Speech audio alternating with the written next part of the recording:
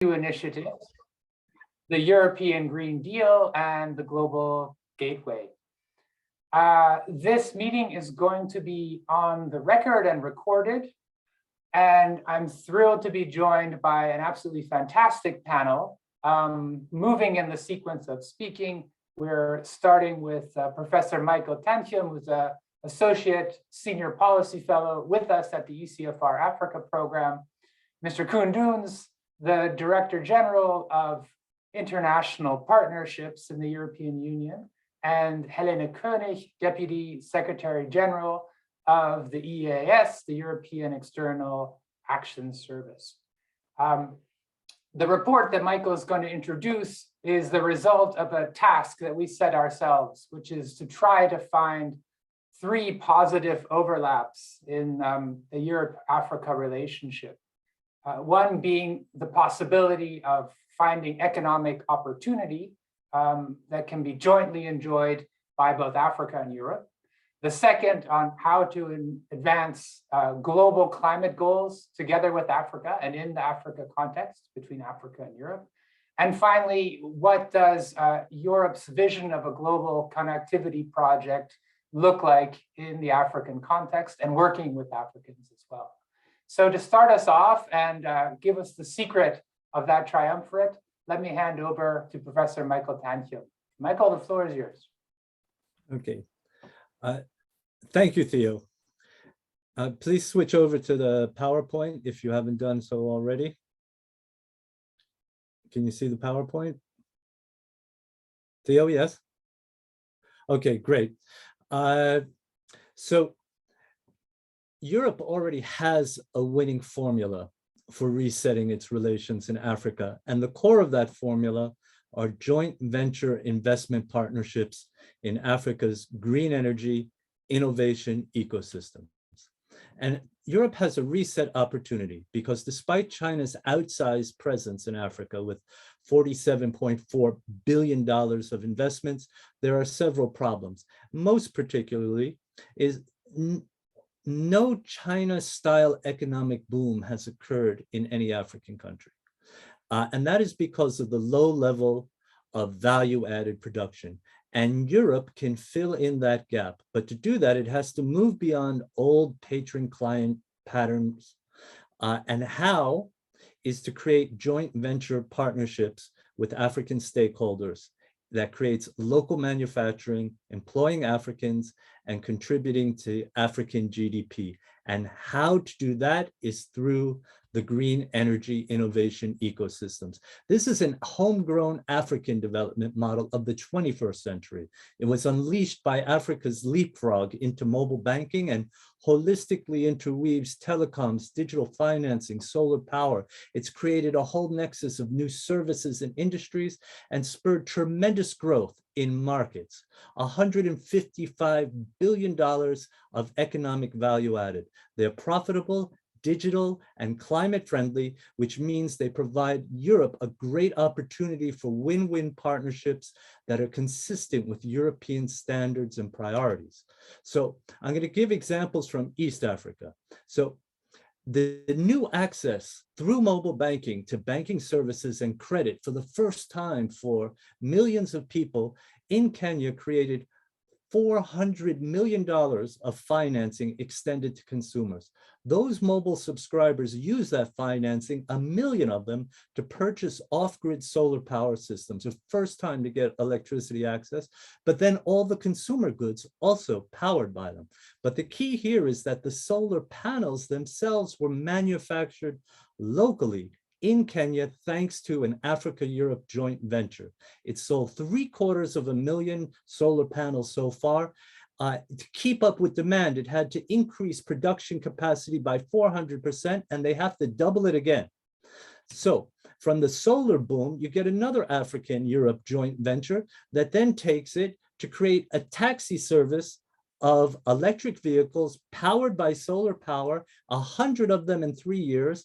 Now they're developing the solar charging hubs to be deployed across Kenya for a nationwide electric vehicle fleet powered by solar power. Now those hubs, the research and the coordination between research institutes and local partners, that's all being coordinated as a public-private partnership, which is another key element. And you can see here EEP, and which is Austria Development Agency, and the Nordic Fund. You could look at all the flags and see the countries. This is key. And now Volkswagen thinks that this green energy innovation ecosystems approach is the blueprint for electric vehicle rollout across Africa. That's their own words. And their pilot program, as you can see, is in Rwanda. And they reached across sectors to Siemens, who is producing the EV charging infrastructure, and the local partner, a Rwandan startup that created the mobile app for car sharing and ride hailing services. Now, the whole thing, the whole marriage was brought together by Germany's GIZ, which of course is the commissioning agent for BIZ.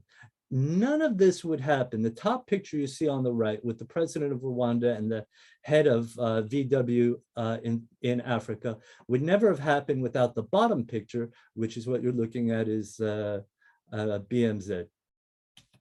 So, and now Volkswagen thinks they can do it across Africa. Ghana is the next stop where they're going to repeat the same pattern. They've already started with the mobility app, the local partners, everything. And Volkswagen, as you can see, thinks they can create an entire end market, a Pan-African end market. So the markets are there. Now, it's more than solar panels and electric vehicles, because Africa's green energy innovation ecosystems use the Internet of Things on Africa's mobile networks and creating a wide spectrum of consumer solutions for economic and social needs, from boosting crop yields and the livelihood of African farmers to creating market-based access to affordable, clean drinking water that's purified by solar power. That's one of my favorite examples. It involves Ericsson and Telenor, and I'm happy to talk about it in questions and answers. But the point here is there are markets in Africa, and those markets matter.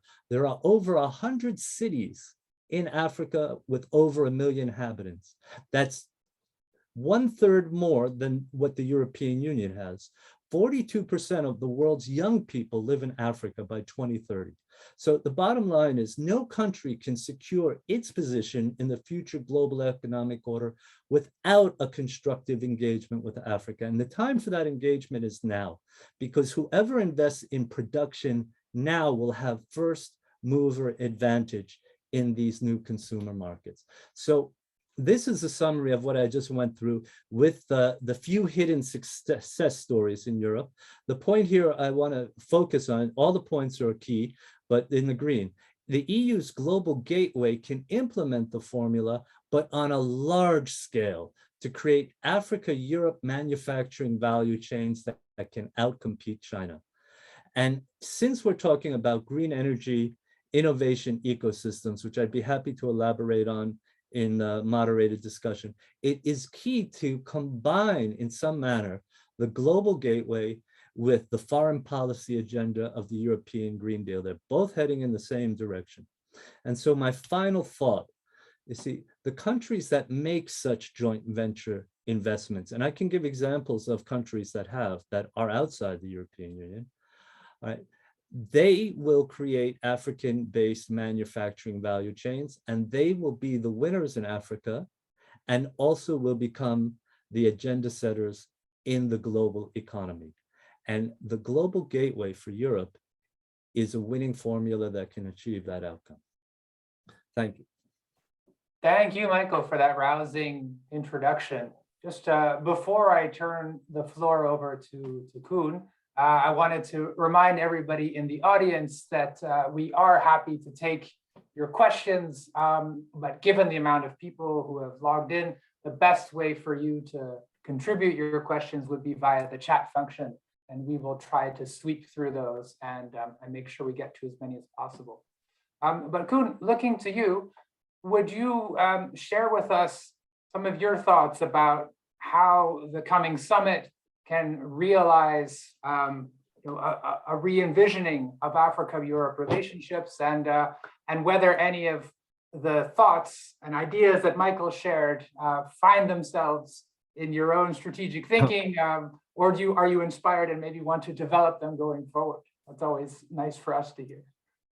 Thanks to you. And let me first of all thank Michael. I mean, it's, I have to go, I mean, a long time ago, back in time, before I had such a nice opening pitch for a session, because I mean, I think it's absolutely excellent what you have just set out, and it dovetails perfectly, it mirrors perfectly the current thinking that we have for Europe-Africa relations, because I mean we will have in 2 days' time the EU-AU summit, but we've of course been preparing this for quite a long time. I mean, it's been a summit that has been postponed, which after all was not a bad thing, because it did give us more time to embed some of the thinking. And I think from a strategic point of view, what we've seen is how on the European side we have deployed over the past years a number of, let's say, strategic agendas, the Green Deal, the Digital Compass, and so on, where we looked at Europe internally, but also very much at what this means for our relations with the rest of the world, and how we could project the external dimension of those big strategic frames in our relations with the rest of the world, which, by the way, explains why my commissioner is no longer the Commissioner for Development Cooperation, but for International Partnerships, and why I am not heading the DG for Development Cooperation, but the DG for International Partnerships, because that's what we wanted to do.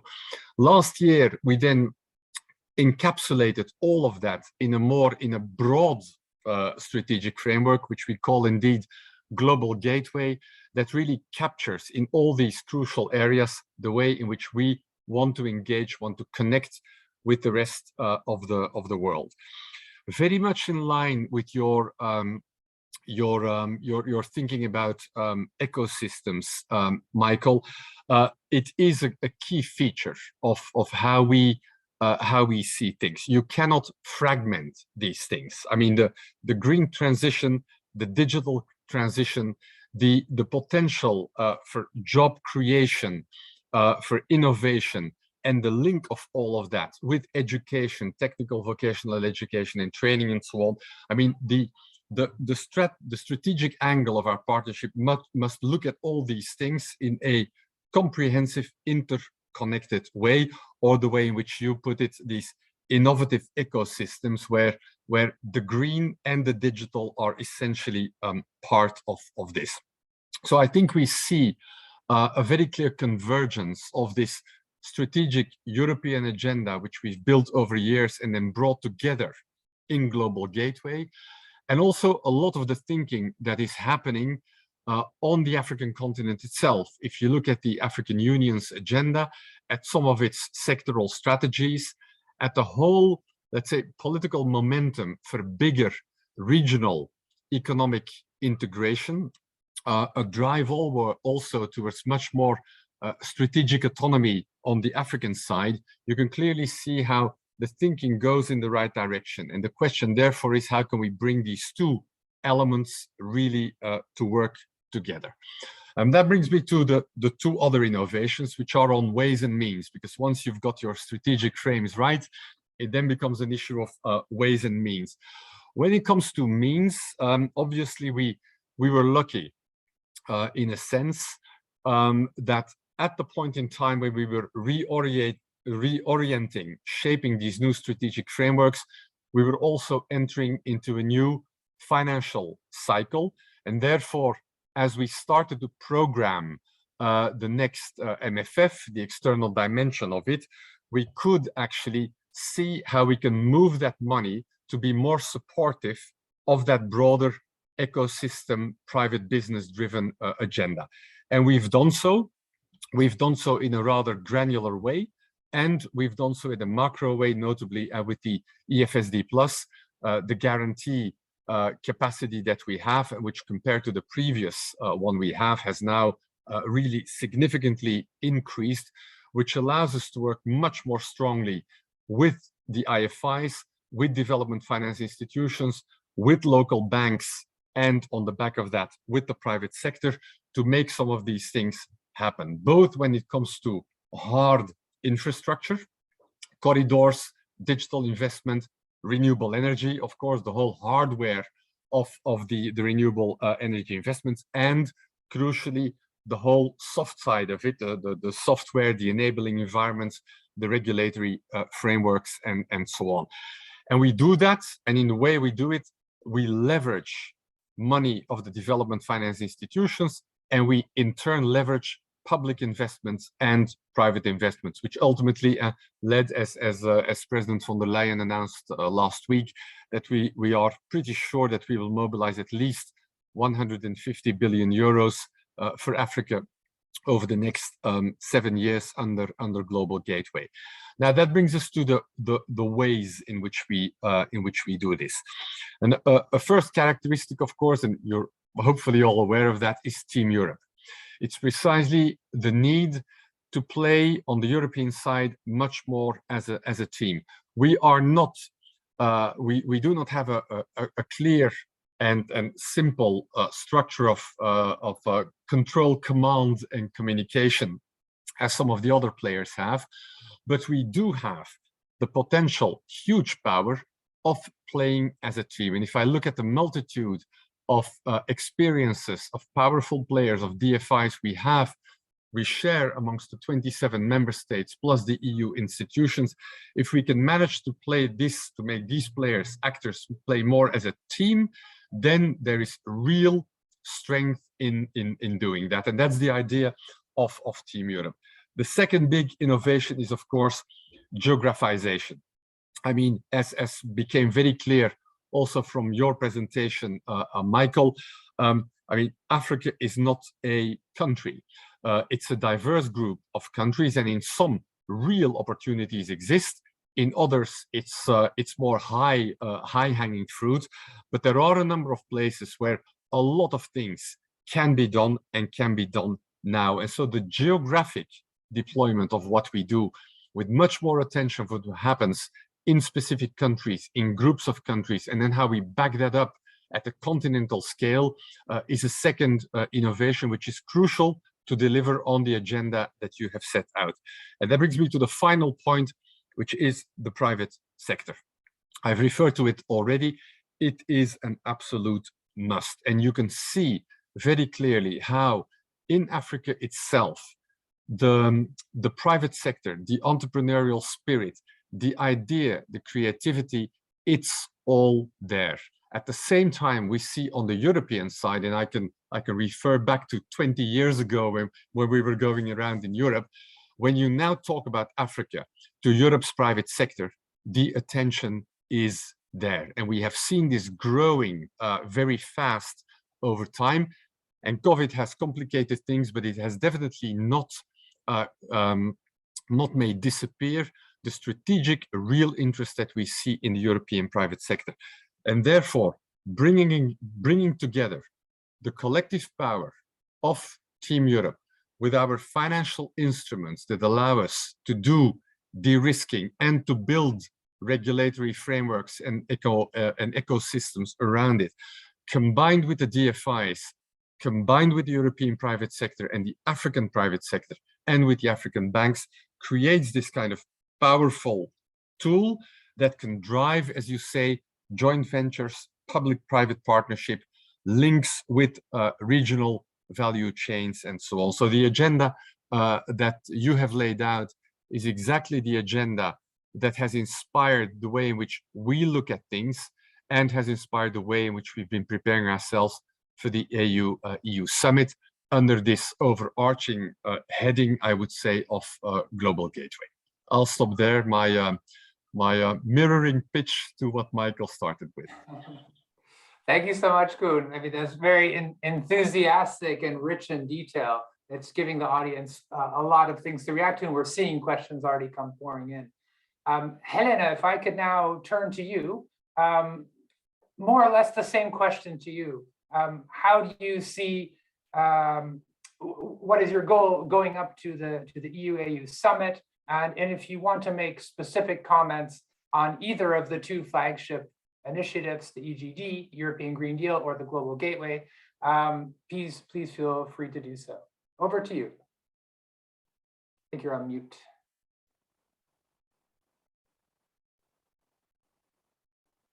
It's at the bottom right of your. No, I know. I had other things jumping in front of it, so I couldn't push.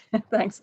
Very happy to be here. And thanks, Michael, and thanks, Koen, who, of course, we have very much the same lines because we're working together on this for a long time also. So again, just on the EU-African Union Summit, I think this really is a summit that has a lot going for it. We know that we have a very strong attendance. Again, numbers are not public, but we know that we have very many African heads of state and government with us in Brussels. And I think that's a very strong endorsement of the value our partnership is bringing and can bring in the future. But it also underlines expectations that we see from our African partners and the African people on what Europe can help Africa and how we can work together in this partnership.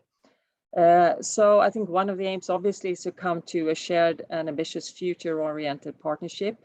Of course, we've had our challenges in the last years, notably also postponed the summit once, as Koen mentioned.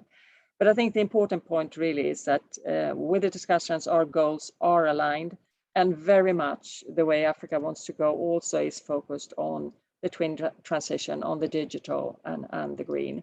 And I'll just start with a few things on the Global Gateway. It's of course linked to the digital and the green agenda, a very strong flagship policy for us. It's our offer, and it's really an offer how we can boost smart, clean, and secure links, whether it's digital, energy, transport, but also looking at really important issues like health and education and research system across the world. For the moment, we're discussing Africa, but of course it is a global gateway. So this is something which is applicable also to other regions in the world.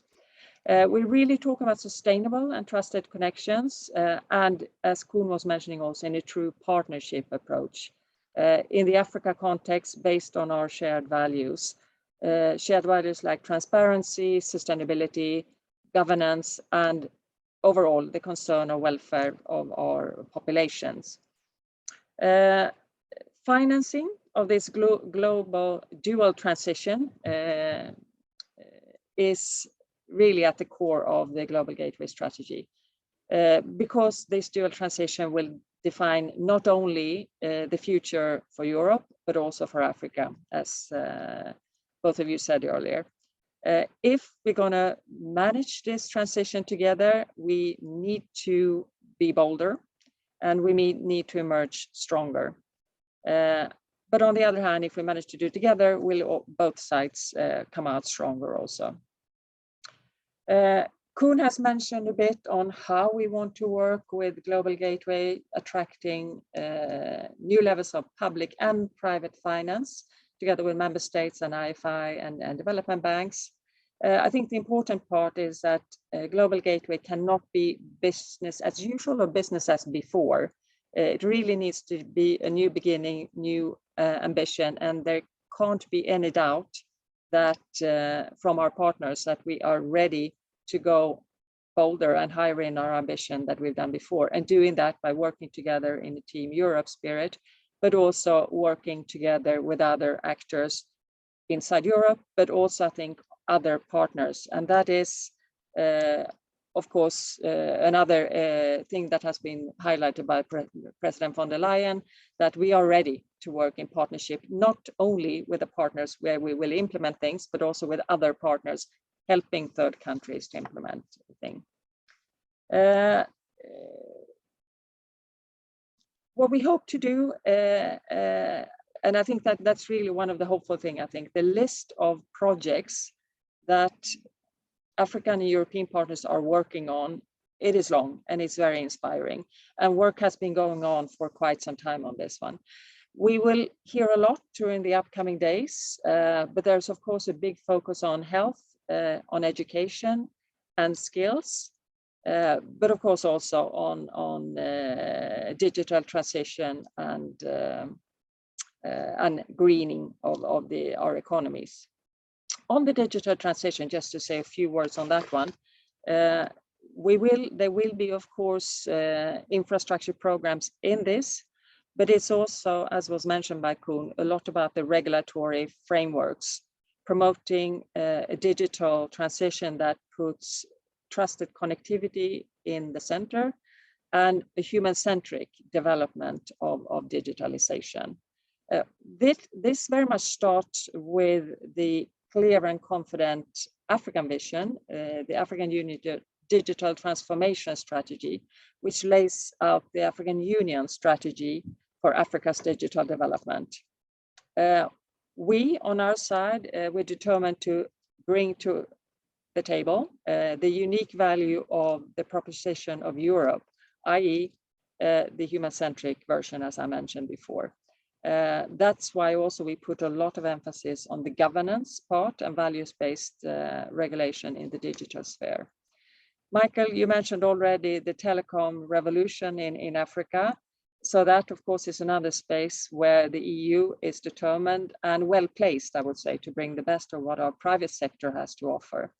Another area you mentioned, electric cars, of course, and I thought also it was heartening to see the amount of work which is already going into private partnerships, companies developing parts of this strategy in Africa.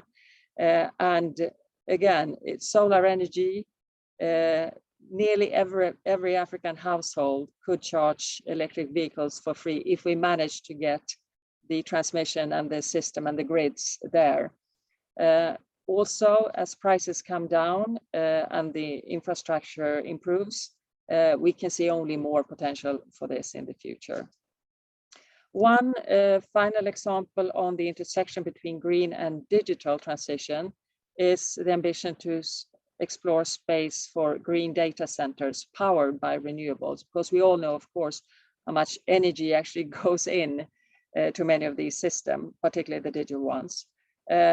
This would offer not only additional economic benefits, but also highly skilled employment, plenty of upstream stimulus on higher education and innovation. And I think these are the sort of connections between investments and education that we are aiming for and that we would like to discuss with our African partners.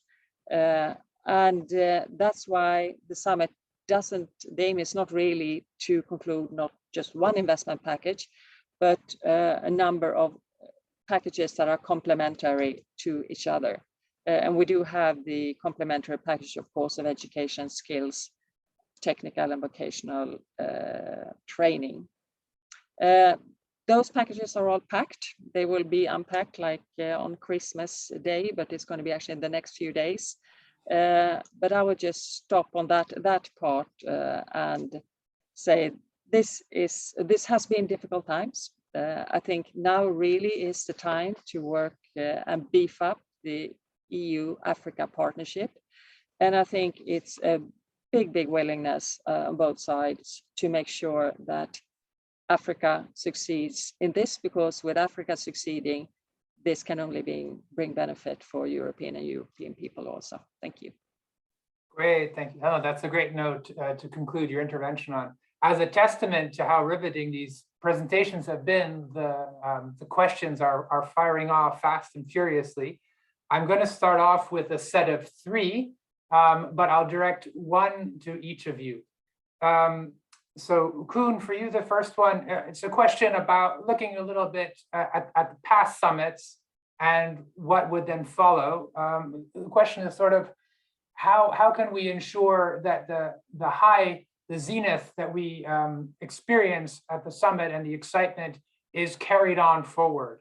And maybe I can add a little note to that. In our discussions with our African friends, also European friends, there had been some notion of a kind of formalized follow-up mechanism, which would create structure in the relationship that carries on long after the summit and helps keep the momentum to prepare for the next side. So that's the question to you. Michael, we have a question on China, and it's in two parts. The first is, to what degree can you now interpret what you're hearing from African contacts? To what degree does Africa want the EU to compete with China? And to what degree does Africa see the EU as an alternative to China? Okay. And Helena, finally for you, also interesting. We know this is a geopolitical commission, and so we should welcome questions that come looking at things in a transatlantic fashion. And we have just one such question from a colleague at Microsoft. They're saying, look, the green transition and the digital transition, we can accept that they're two sides of one coin. At the same time, we in Europe or in the EU and in the US seem to share very broadly some principles and approaches as to how to work with Africa and what positive change and development would look like there. Although we're focusing, of course, on Africa-Europe right now, can you say a word about the possibility and the potential there is for a kind of trilateral cooperation that would see Africa, Europe, EU, and the US coming together? Why don't we, if it's okay with all of you, why don't we go in the order that I posed the question? So Koen first, then Michael, and then we would circle back to Helena. Koen, you have the floor.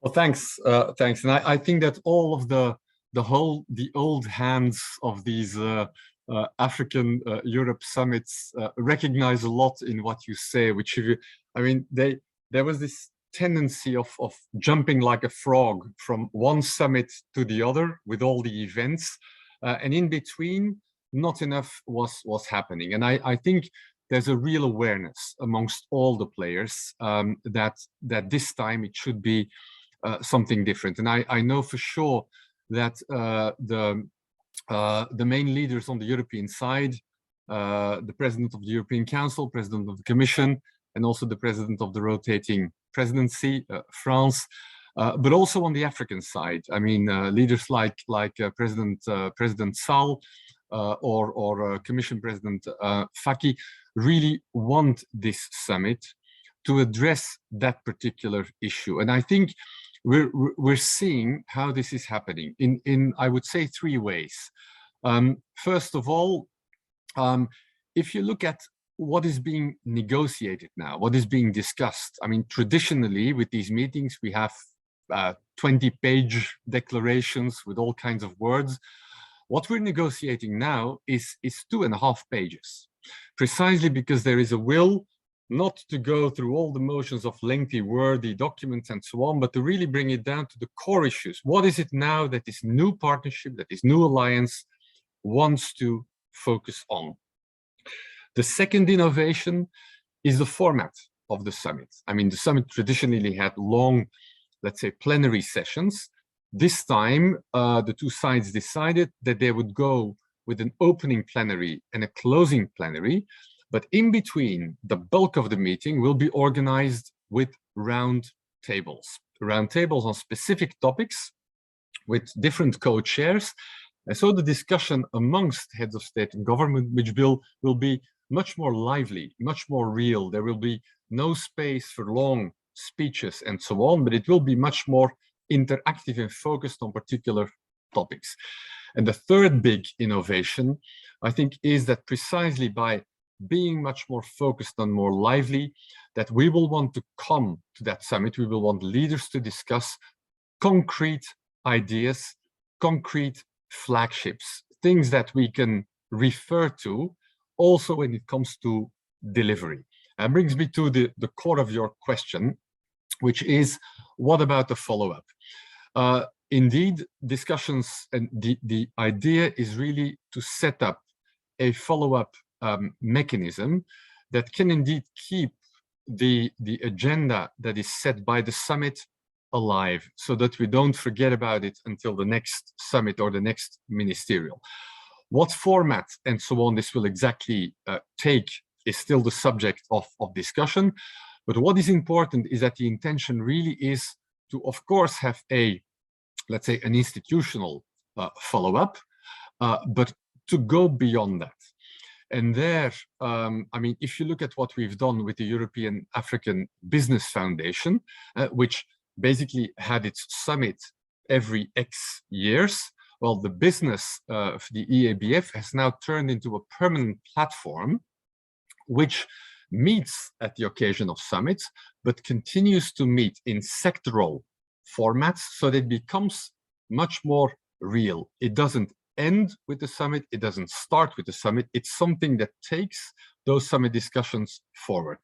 And something similar happens with the Africa-Europe Foundation, which was launched 1.5 years ago, and which can, and that's the idea, can continue to animate the discussions that we're having now on a number of strategic topics, bringing together official policymakers, private sectors, banks, think tanks, and so on, to keep that train, I mean, the things we've been discussing now, keep that from going. So I think there are a number of innovations, both on the formal side and on the informal side of how we prepare this summit, how we run this summit, and how we follow up on this summit, that are really different from what we had in the past. And indeed, that should make sure that we really deliver concretely on the things that have been discussed and decided. Great, thanks so much. I think whenever there's a list of 3, we know that there's some concrete thoughts going into it. Michael, you're up next, and then I'll turn to Helena after that. Thank you, Theo. Yes. So Africa should get the best deal it can. And first of all, Africa doesn't want to be overly dependent on China.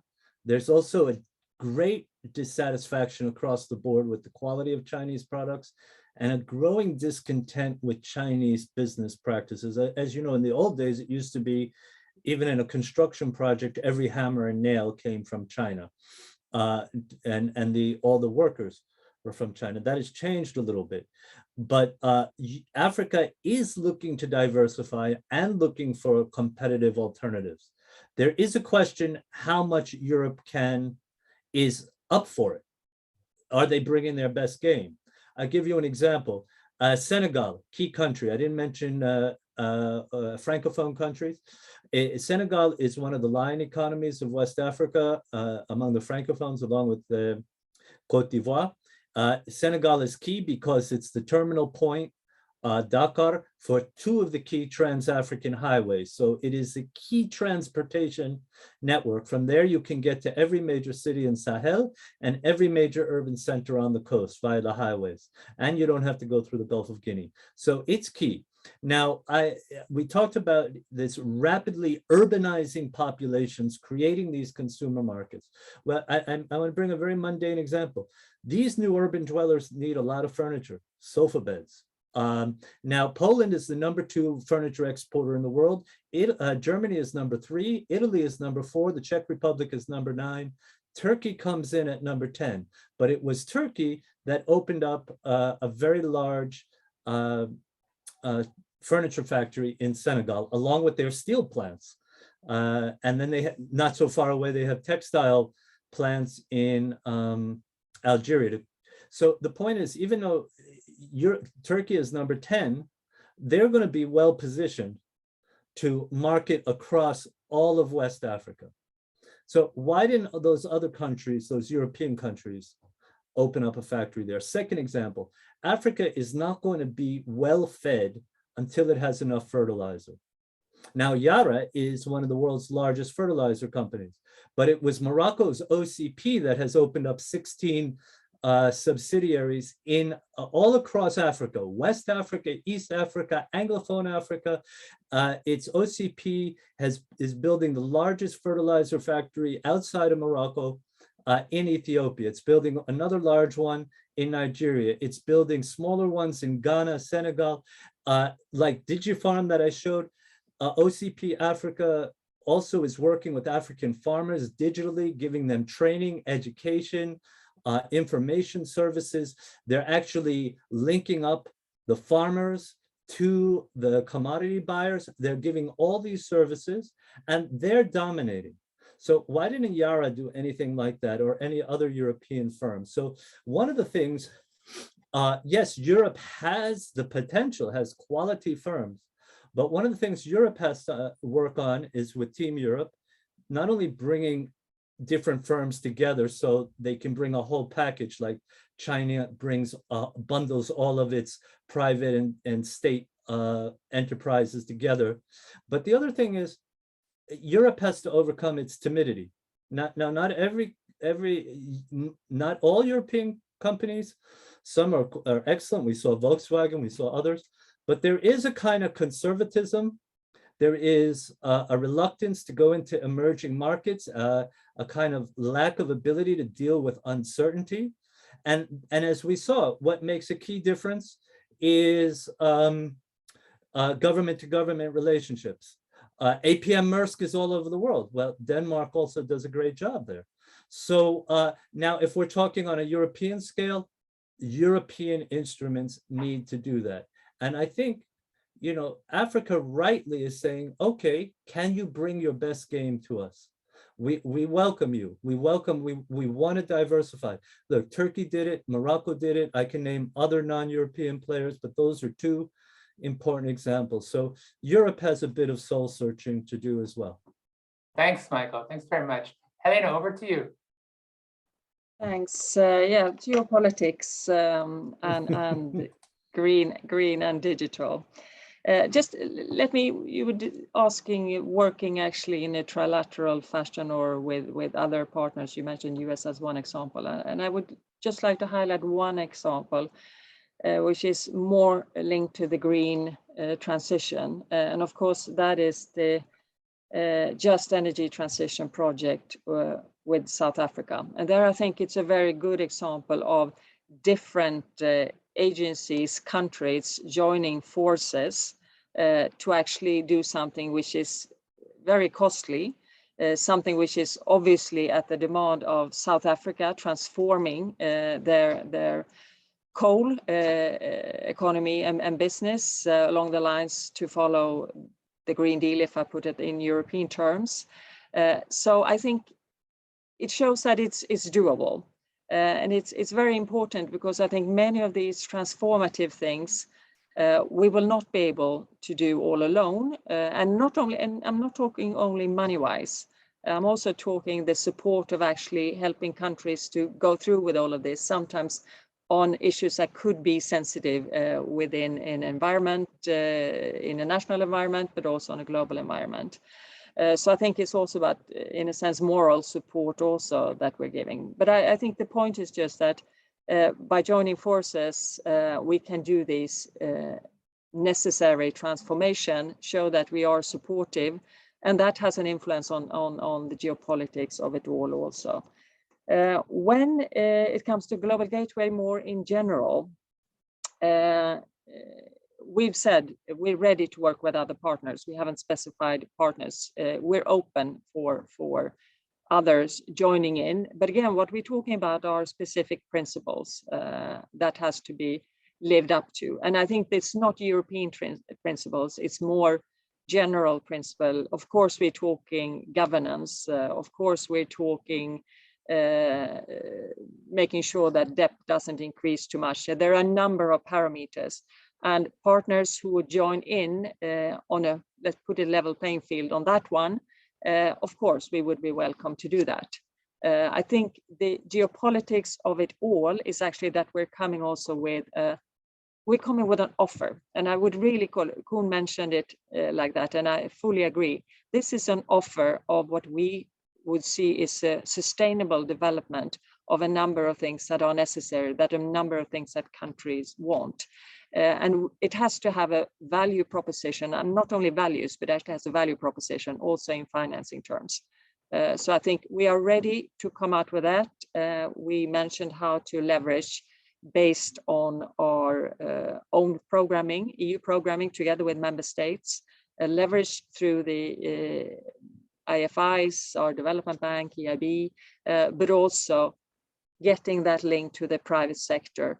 And again, with reference to what Michael just said, when it comes to private investors being a bit shy, I think also having guarantees at the bottom of that will minimize some of the risks.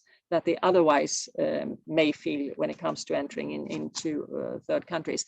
I'm not saying that's the only reason that companies are not venturing into third companies. I think it's also a question, like you mentioned, how close are the contacts?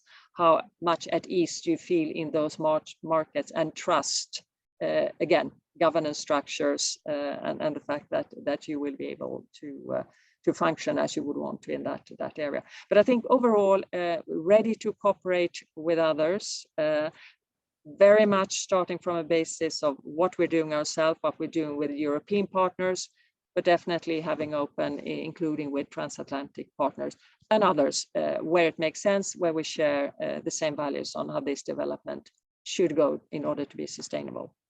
Okay, thank you. That's very illuminating. I think what we will do is have time for one last round of questions, as long as I manage to pose them quickly. Let's turn to climate and specifically energy. And here, a number of the questions in the chat focus on the same area.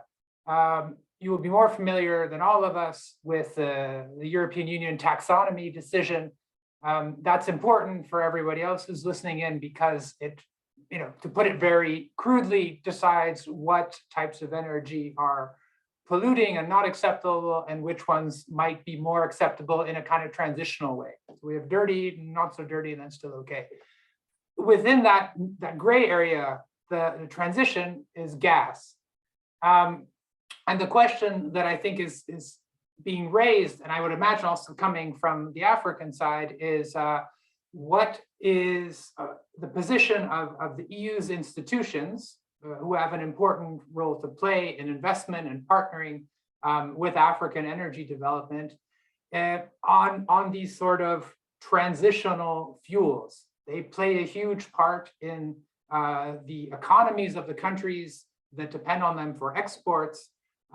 We ourselves in Europe have acknowledged that we're still using them, but if we follow the strictest letter of the law in terms of the green transition, we would like to already put them out of bounds.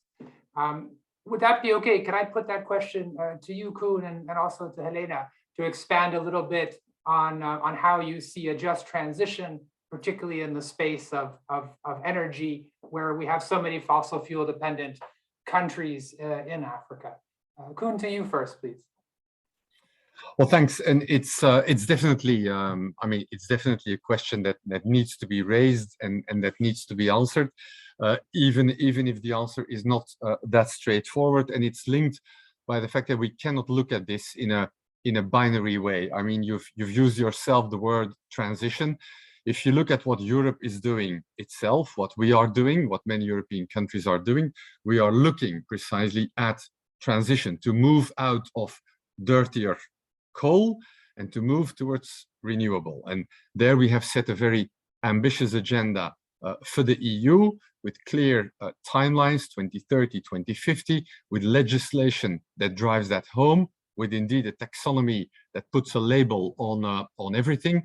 And the purpose of this is very clear, is that ultimately the economy, the society, if we want to save the planet, needs to go in that direction. We've all subscribed to commitments in Paris. We've made them more specific in Glasgow. And so the broad global agenda on where we're going is very clear. Now, if you look at Africa, I mean, and there again, we would need to look at individual countries, because the energy mix in different countries is definitely different. But in many of them, basically, if you look at the share of renewable energy and you look at the share of fossil fuel, I mean, it's not that different from what we have currently in Europe. I mean, in Senegal, if you were to make the comparison between Senegal's energy mix and the European one, the role of renewables it's not that different. So we're talking there as well about how do you design a transition that, first of all, allows you to move out of the dirtier fuels, petrol, coal, and that whilst you increase your renewable energy capacity, you still keep your economy going, keep your economy growing, And that's a real difference between Europe and Africa.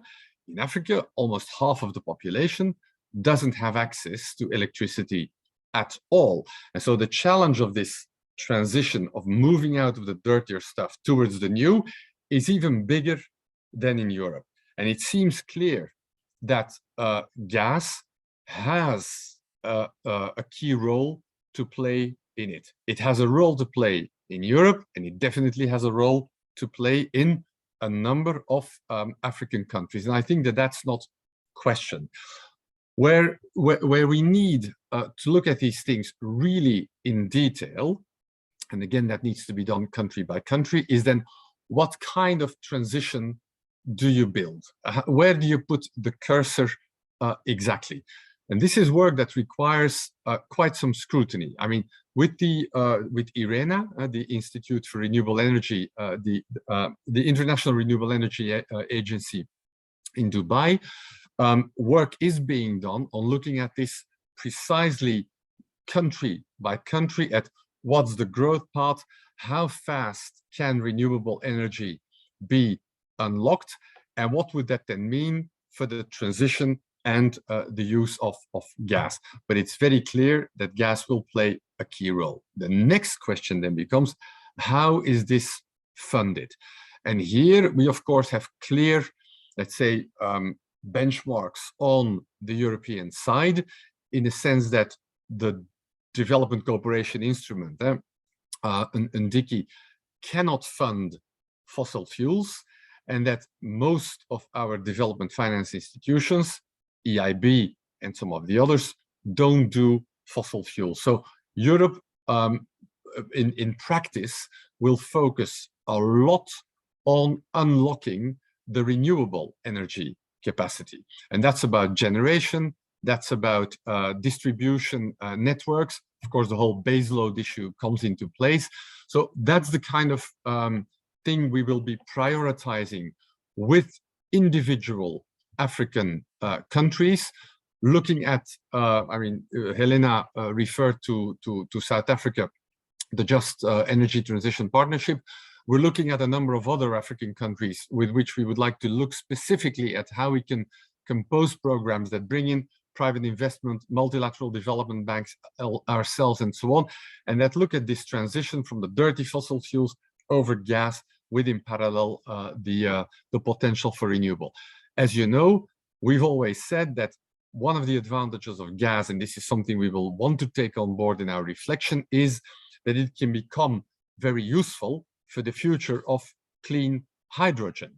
The switch is easily made. So as we look at gas in Africa, we will want to look ahead. We will want to look forward and make sure that we can take this on board. That's easier said than done, and a lot of work, operational work needs to be done. But from a strategic point of view, that's really the direction we will be taking. Thanks so much, Koen. I think that's a really important point, that investments in some of the infrastructure for gas are not quote unquote stranded assets, that they can be repurposed for renewables. Helena, to you with the same question, if that's all right.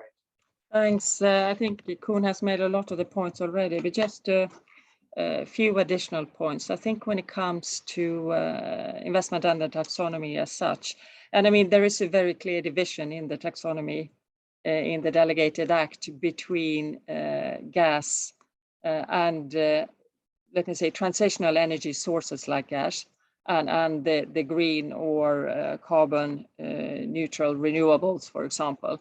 And that has to be really taken into account, because there are specific conditions under which also investments in natural gas can continue, particularly after 2035.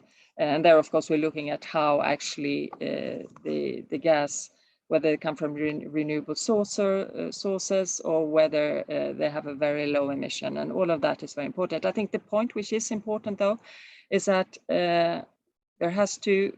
we have to make sure that investment into transitional energy sources like gas doesn't crowd out investments in the real green renewable energy sources in the long run. And I think that's a very important addition to, as Koen said, there is no way to switch over for many countries straight away to renewables, because it will take some time. But the important part is that we go in the right direction, and that there is always an end date where things are getting more stringent, so we just can verify that we're going in the right direction. And then third point is really that we also lend our support, and as Koen was mentioning, we're looking at different possibilities to do that in the African context, and we know it's going to be costly. We know it's going to be a difficult transition. I think all over it's going to be tough, but I think Africa has a lot of things going for it, including an abundance of some renewables and the possibility, as we mentioned before, of solar energy, which is definitely a bit better than it is in Belgium, at least. I think that's a really important point that you made, that you know, being realistic about the transition, we can't allow that to become an excuse for continuing with our past investments in polluting fuels. That's a very important point. As we come to conclude, if I could ask you both just for one last input, concluding remark wrapped in a question. What is the one thing that you wish or hope that Europe could do better in order to be a better partner for Africa? Koen, can I ask you first, then Helena, that'll take us to conclusion. Well, it's all in the head and in the eyes. It's what you see and what you think. And the one thing that I would really want to keep driving home is to see opportunity. See opportunity, and I think it chimes well. It rhymes with the point that Michael has been making. If we want to play our best game there, and that's what our African partners want, it cannot be by being reactive or no. We've got to see the opportunity. We've got to want to be the best, because that's where we see that things can be done. So for me, that's the key word. It's see Africa, see opportunity. Beautiful. Helena, to you. Thanks. Let me frame it a bit in the context of the EU-African Union Summit. And I really hope we get out of there with a renewed trust between ourselves, and we are united in the way we want to go forward. So trust in what we can do together, and that the EU is really willing to put our effort and our money into making this happen, and trust from the African side that they actually work with us together, because they believe that we are serious about this. Those are excellent closing words. If the enthusiasm and the richness of the conversation here is anything to go by, the summit, I think, is going to be a smash hit. We look forward to discussing with you what's emerged from it and the plans going forward at the next opportunity. But with that, let me just extend a very warm thanks from the European Council on Foreign Relations to you, Helena König, Koen Doens, to our own Michaël Tanchum as well for sparking off the conversation and enriching it, and to everybody who tuned in to join us today. Thank you all very much, and wish you a good afternoon.